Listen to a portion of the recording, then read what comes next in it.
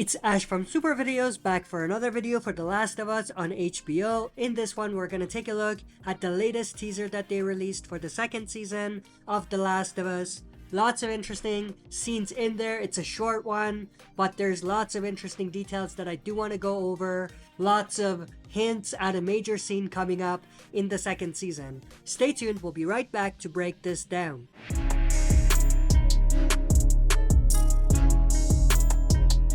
Alright, as always, before we dive into it, smash the like button, subscribe to join our community, and press the bell to be notified when I upload on the channel. One quick thing before we dive into it: if you are a fan of zombies, or if you're a fan of The Walking Dead, or both, make sure to go check out my previous video, which was on the evolution of zombies in the Walking Dead universe. It was a pretty fun topic to do, and lots of things that I myself didn't really think about until I started putting that video together. So if you're interested in that, make sure to go check it out. I will leave a link so you can find it. With that, let's take a look at what we have coming up for The Last of Us Season 2. So the teaser actually starts with this shot, which is very interesting. Of course, we have a hallway or corridor. There's sirens going off, and we have the red from the alarm that's reflecting off the walls.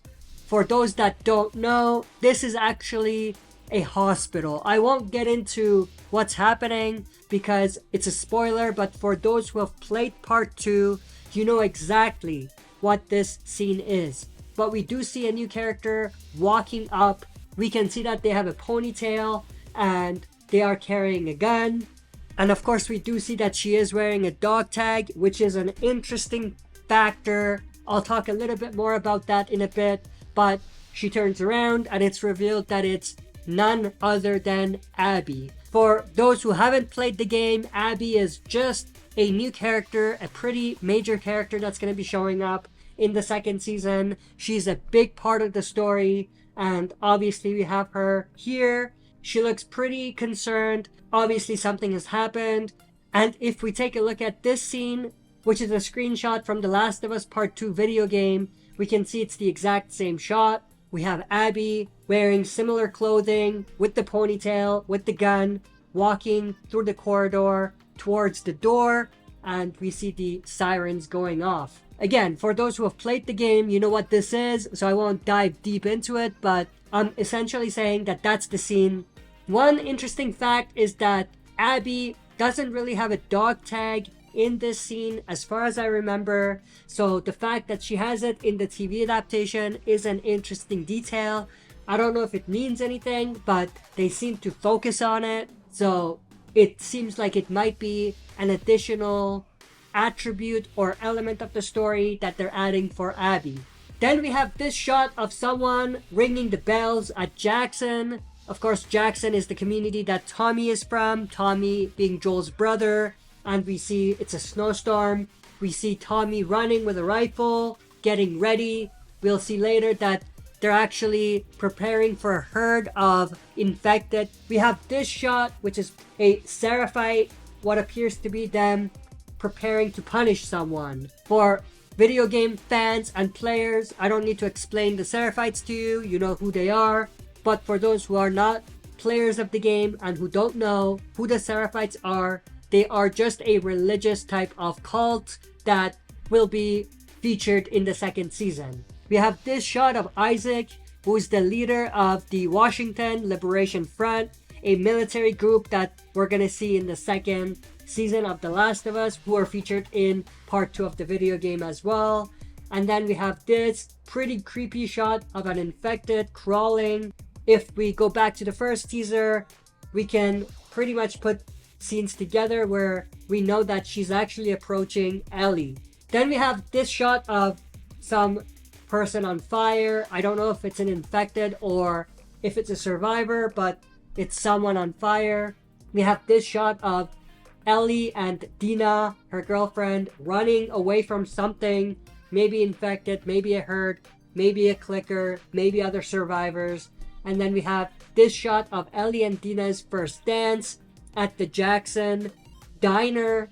We can see this is the exact same shot from the game that they are basically bringing to life in the TV adaptation. We have this shot of what appears to be like 4 people, I think, on 2 horses riding away. If I were to make a prediction, I think this is Abby and her crew, but I could be wrong.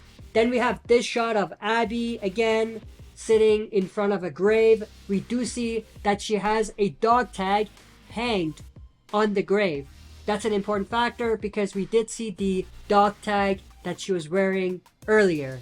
So this could be related to that whole situation that she found herself in, that we got teased at the beginning of the teaser. I'm trying not to give spoilers away, but if you've played the game, you know what I'm referring to. Then we have this shot of Dina and Ellie running through a train.